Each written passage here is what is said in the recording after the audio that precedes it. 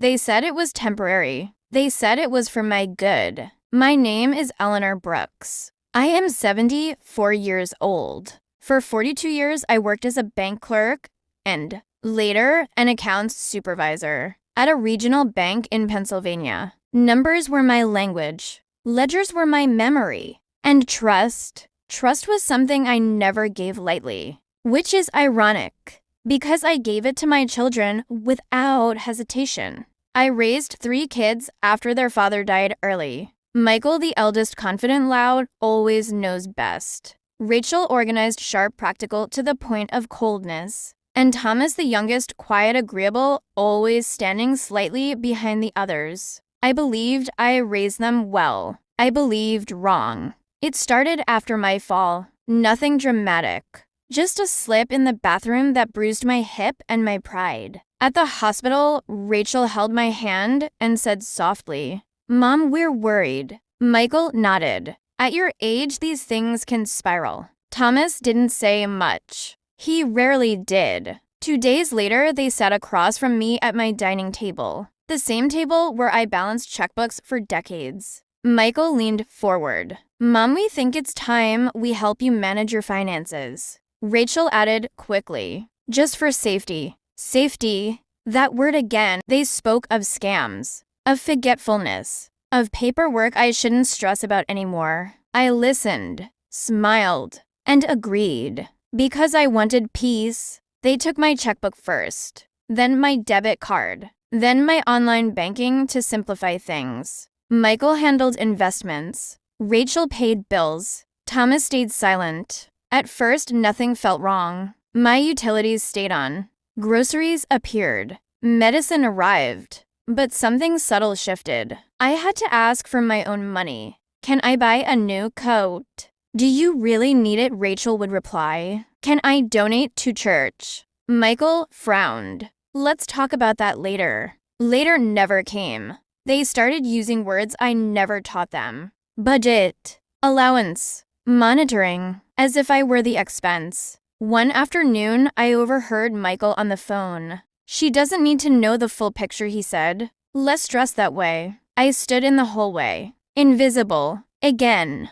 What my children didn't know, what they never considered, was that I had spent my entire life understanding money. And more importantly, I understood people. Years earlier, after my husband passed, I noticed changes. Not in love, but in interest. Questions about property, about savings, about what happens eventually. So, quietly, legally, carefully, I made arrangements. A revocable trust. Assets transferred gradually. Accounts shifted. Names removed. Not out of spite, out of foresight. By the time my children took control for safety, there was very little left to control. They just didn't know it yet. I watched them manage what they thought was everything. I watched them argue over decisions. I watched their concern turn into entitlement. And I waited, not for revenge, for revelation. Because the truth about control is this: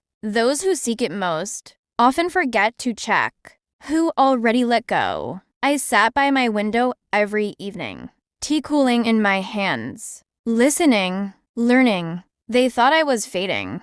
They were wrong. I was finishing something. They thought they were managing me. They didn't realize they were revealing themselves. The first argument happened over groceries. Michael wanted to optimize spending. Rachel agreed. Thomas stayed quiet like always. They decided to switch brands. Cheaper, bulk. I didn't complain, but I noticed. Because when you've lived on a budget your whole life, you can tell when saving turns into ownership. Rachel started keeping records. Not for me, for them. She would sit at my dining table, my table, with spreadsheets open explaining my own expenses to me like I was a child. "See, Mom, this is why we need to be careful." Careful. Another word that sounds gentle until it's used to cage someone. One afternoon, I asked for cash. Just a little. Rachel frowned. "What do you need it for?" "I want to buy a birthday gift for Mrs. Keller," I said.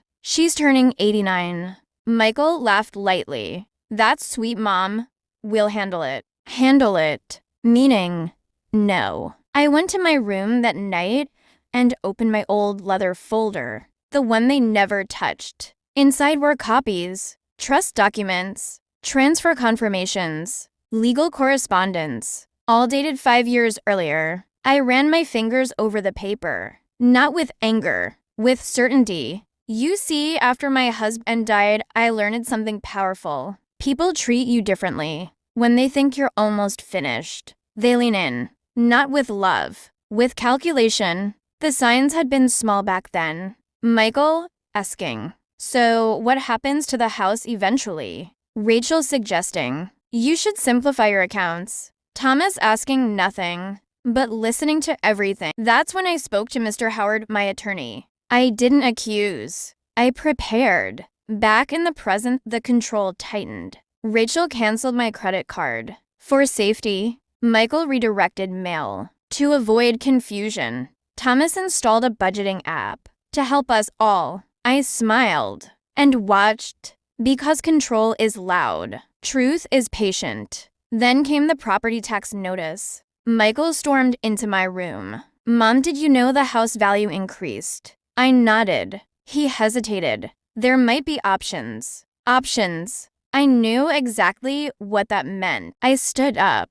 Slowly. My hips still ached. But my mind was sharp. I said calmly, which account do you think the house is tied to? Michael opened his mouth, then closed it, because that's when the first crack appeared. A small one, but enough. Later that night, Thomas knocked on my door. Quietly. Mom, he said, can we talk? I nodded. He sat on the edge of the bed. You're not confused, are you? I looked at him. Really looked. No, Thomas, I said gently. I'm not. He swallowed. Michael says. I know what Michael says. Silence. Then Thomas whispered, is there something we don't know? I held his gaze. There's a lot you don't know. The next day, Rachel tried accessing one of the investment accounts. It bounced. She tried again. Denied. She called the bank. They asked for trust authorization. She didn't have it. Her hands trembled when she told Michael. That's impossible, he said. I've been managing everything. Everything. Except the truth. The bank confirmed it. Funds had been transferred years ago. Legally. Irrevocably. Michael's voice rose. Rachel panicked. Thomas sat quietly. And I waited. Because revelation doesn't rush. It arrives when arrogance opens the door. That evening, they confronted me. Mom, Michael said tightly, why didn't you tell us? I met his eyes. You never asked. Rachel's voice cracked. You let us think. I let you do what you chose to do, I replied. You showed me who you were when you thought I was powerless. Silence fell like dust. Heavy. Unavoidable. I didn't do this to punish you, I said.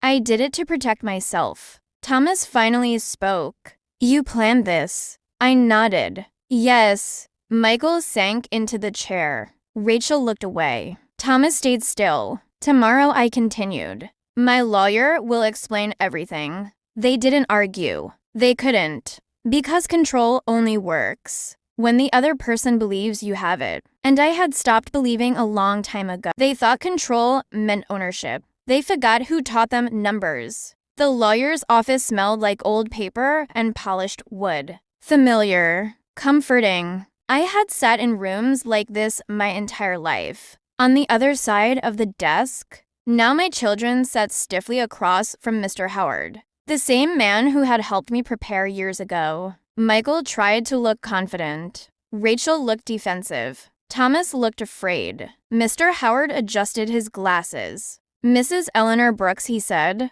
established a trust 7 years ago. Rachel's head snapped up.